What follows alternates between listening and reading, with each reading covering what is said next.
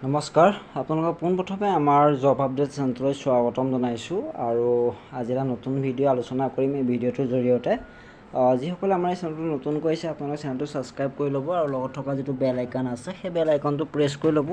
তেতিয়া মই যিসমূহ ভিডিঅ' আপোনালোকক দি থাকিম সেইসমূহ নটিফিকেশ্যন আপোনালোকে পাই থাকিব ওকে এইটো আহিছে আপোনাৰ এই এডভাৰটাইজমেণ্টটো আহিছে GMCHৰ ফালৰ পৰা আহিছে গুৱাহাটী মেডিকেল কলেজ হস্পিটেলৰ ফালৰ পৰা আহিছে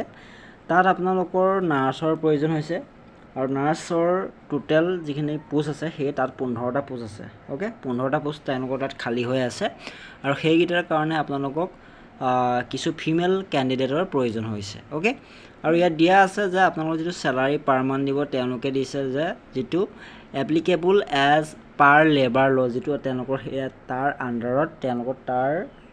মানে পেটাৰ্ণছতহে আপোনালোকৰ পে'মেণ্টটো কৰিব ওকে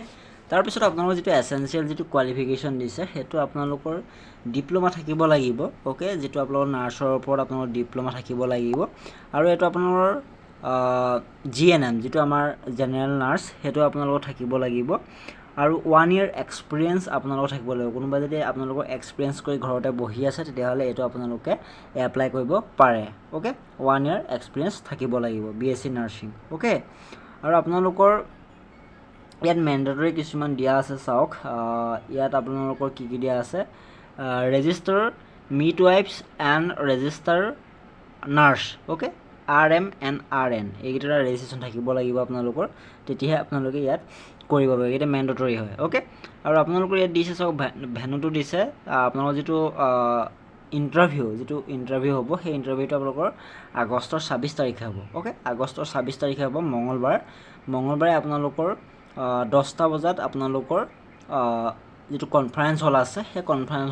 হলত আপোনালোকৰ GMCHৰ যিটো কনফাৰেন্স হল আছে তাত আপোনালোকে গৈ উপস্থিত হ'বগৈ লাগিব আৰু 10টা বজাত তেওঁলোকৰ ৰিপৰ্টিং টাইম দিয়া হৈছে ওকে আৰু ইয়াত দিয়া আছে